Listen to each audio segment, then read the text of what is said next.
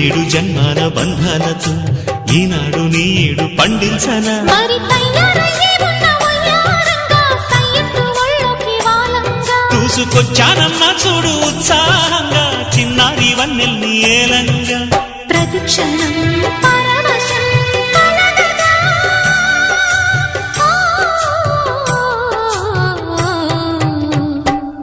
మనసా పలకవే మధుమాసపు కోయిలవై చెలిమే తెలుపవే చిగురాశల గీతికవై